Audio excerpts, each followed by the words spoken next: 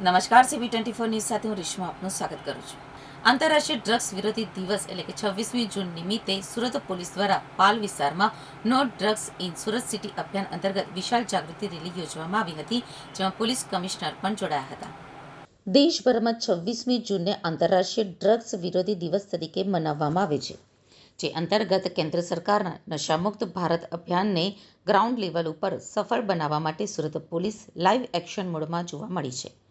સુરત શહેરમાં ચાલતા ડ્રગ્સના નેટવર્કને માત્ર કાયદાથી નહીં પરંતુ લોક જાગૃતિથી તોડવા માટે સુરત પોલીસ દ્વારા પાલ જેવા પોશ અને શૈક્ષણિક એરિયામાં એક વિશાળ અવેરનેસ રેલીનું આયોજન કરવામાં આવ્યું હતું। આ રેલીનો મુખ્ય ઉદ્દેશ્ય આજની હોનહાર યુવા પેઢીને સિન્થેટિક કે અન્ય કોઈપણ પ્રકારના નશાના બંધાણથી દૂર રાખવાનો છે। આ મેગા ડ્રગ્સ વિરોધી રેલીની શરૂઆત પાલ વિસ્તારમાંથી કરવામાં આવી હતી, જેમાં સુરત પોલીસ કમિશનર અનુપમસિંહ ગહેલોત પોતે રૂબરૂ હાજર રહ્યા હતા। તેમની સાથે જોઈન્ટ સીપી, ડીસીપી અને એસીપી કક્ષાના તમામ ઉચ્ચ અધિકારીઓ પણ કદમ મિલાવીને ચાલ્યા હતા। પોલીસ કમિશનરે લીલી ઝંડી આપીને રેલી પ્રસ્થાન કરાવી હતી। રેલીમાં પોલીસ બેન્ડ અને નશાના નુકસાન દર્શાવતા અલગ અલગ આકર્ષક પ્લેકાર્ડ્સ તેમજ બેનરો આકર્ષણનું કેન્દ્ર બન્યા હતા। પોલીસે જણાવ્યું હતું કે સુરતને આંતરરાષ્ટ્રીય સ્તરે સ્વચ્છ અને સુરક્ષિત રાખવા માટે no drugs in Surat city મિશનને દરેક નાગરિકના ઘર સુધી પહોંચાડવાનું અનિવાર્ય છે। આ રેલી દરમિયાન પાલ પંથકના માર્ગો પર સેંકડો વિદ્યાર્થીઓએ નશાને ના, જિંદગીને હા જેવા સ્લોગન સાથે માર્ચ કરી હતી। રસ્તા ઉપરથી પસાર થતી સામાન્ય જનતા અને દુકાનદારોને પણ ડ્રગ્સથી થતી શારીરિક, માનસિક અને આર્થિક બરબાદી વિશે પત્રિકાઓ વહેંચીને લાઈવ જાગૃત કરવામાં આવ્યા હતા। સુરત પોલીસે મંચ ઉપરથી અપીલ કરી હતી કે જો કોઈ વાલી કે મિત્રને કોઈ યુવાન ડ્રગ્સના રસ્તે ચડી ગયો હોવાની આશંકા જાય તો ડર્યા વગર પોલીસનો સંપર્ક કરે, જેથી તેને સમયસર કાઉન્સેલિંગ આપીને બચાવી શકાય। સુરત પોલીસની આ સરાહનીય પહેલને સમગ્ર ડાયમંડ સિટીના લોકોએ લાઈવ બિરદાવી છે।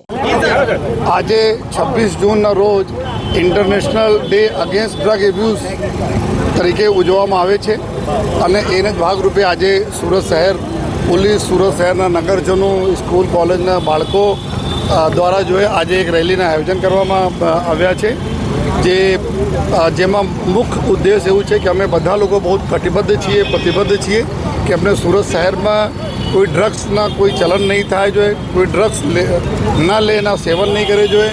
અને જો નો ડ્રગ્સ ઇન સુરત સિટીમાં એક અભિયાન સુરત પોલીસ દ્વારા ચલાવવામાં આવી રહ્યા છે છેલ્લા 4 વર્ષોથી આમાં આપણને ખૂબ સફળતા પણ મળી રહી છે। ઘણા બધા મોટા મોટા જો ડ્રગ જો કાર્ટલ હતા એને તોડવામાં સફળતા મળી, ડ્રગ પેડલર્સ પકડાયા અને આ વખતે 1-2 વર્ષ પહેલાં કરતાં જો અત્યારે 4 ગુના આ લોકો ઉપર વધારે રીસ વધી છે। એના પ્રોપર્ટી વગેરે જપ્ત કરવાના, એના પ્રોપર્ટી ઇલીગલ પ્રોપર્ટી જો બનાવ્યા હોય તેના નિયમાનુસાર કાર્યવાહી કરીને ડિમોલિશન કરવાના, આ બધી જો કાર્યવાહી, સખત કાર્યવાહી પોલીસ તંત્ર તરફથી કરવામાં આવી રહ્યા છે।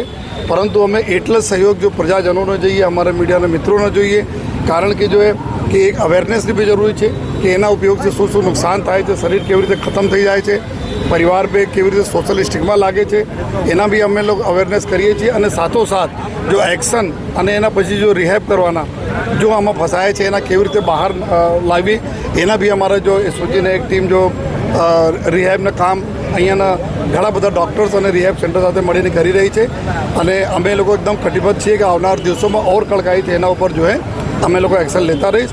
અને ફરીથી જેટલા લોકો અમારા આજ રેલીમાં સહભાગી થયા તે તમામ લોકોનો અમે ખૂબ ખૂબ આભાર માનીએ છીએ। Thank you. જય હિન્દ, જય ભારત।